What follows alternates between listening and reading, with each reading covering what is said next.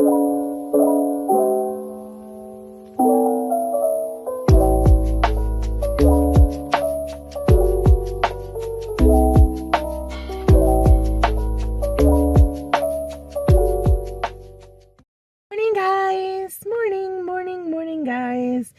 are you this morning? Happy Monday morning. I hope you're having an amazing Monday morning. Summer has hit Georgia.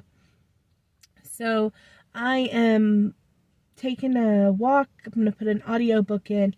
And while I was sitting here getting ready to start my walk, I was thinking about what makes an amazing audiobook. Like, what makes or breaks an audiobook for you? So for me, one of the biggest things is the narrator. You guys know, love the Stephanie Plum novels by Janet Ivanovich.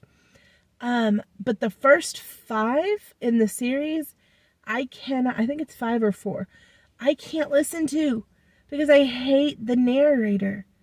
Now, once they get to, I think it's book 5, they switch to a different narrator, and I love that narrator, and so we have listened to every single one of those books, my daughter and I. Another one that the narrator just completely threw me off was Priory of the Orange Tree, one of my favorite books.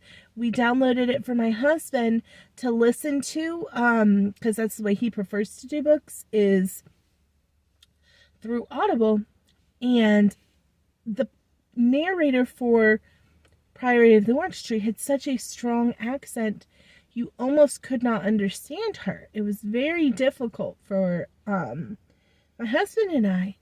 And so that was frustrating because we wasted an Audible credit and he can't even listen to the book. So I do believe a narrator can really make or break that Audible book. A great example of good narrators, I already said I like the Stephanie Plum books once they switched to the narrator that they've had from like 5 through 29 now. And then also the Way of Kings, Stormlight. I just blanked for a minute. The Stormlight series has a great narrator.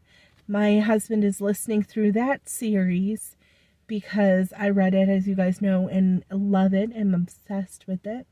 So my husband is listening to it, and I've heard bits and pieces of it, and the narrator is great for that series. So I think that the narrator is a huge one for whether or not it's a great audiobook. Another one is the pacing of the novel, right?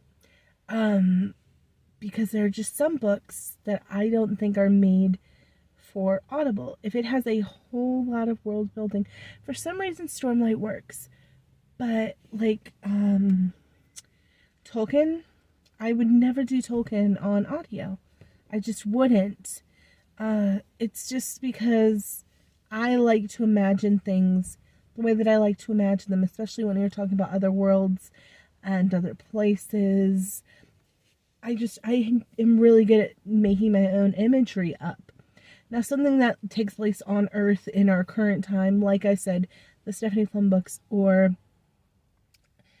any thriller, anything like that, I think I 100% could do in an audiobook. But if it's got too much world building and I need to use my imagination too much, I'm just not a big fan of it. That's why, if you guys watched my Throne of Glass video, I've done Assassin's Blade and Throne of Glass on Audible, and I think there's too much world building for me for Audible. I think that's part of the reason why I've not appreciated them.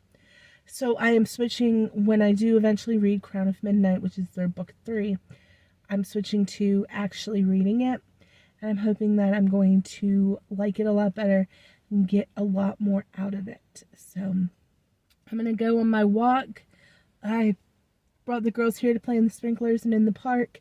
And just get outside because summer is coming. It's absolutely gorgeous. And it's a little warm. It's like 80 here in Georgia already. But hey, I'm not mad at it. What do we have coming up this week? I'm going to, as you guys know, the Taylor Swift concert on Saturday. Monday you'll get a vlog for that. I have been reading a lot of hockey romance. It's like my new monster romance. I'm going to do a video, I think, on Wednesday talking about the hockey romance that I've been reading. As well as we're going to wrap up April already. The 1st of May is like less than a week away. And that is crazy. Because the end of July is my massive European trip. And I feel like it is getting here so fast. Like, it's insane. I need some good, speaking of Audible, this is a great video for me to put this in here. I need some good Audible recommendations for the flight. It is I think almost 9-hour flight there and then of course back.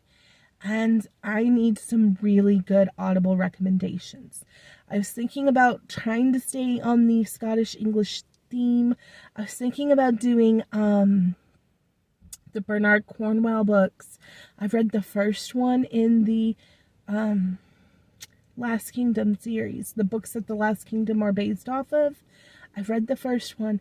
I was thinking about maybe doing some of those. So if you've listened to those Bernard Cornwell Last Kingdom novels on Audible, let me know how the narrator and everything is. I'm really interested, as well as I thought maybe Witcher books. But I do need to sleep on the flight as well because it's a red eye, so it's overnight. So I'm trying to think of something also that maybe if I fall asleep, I'm not going to miss too much, or I'm scared if it's something I'm too interested in, I won't fall asleep. I'll be like up listening what's going to happen next, so I don't want to do like a thriller. That's why I was leaning towards those Bernard Cornwell Last Kingdom books, because if I fall asleep, like I already know that story pretty well. So, but drop in the comments below some of your favorite Audible books that I could possibly get through a 9-hour flight with. That is coming up so soon. It's crazy how soon, but I'm really excited about it.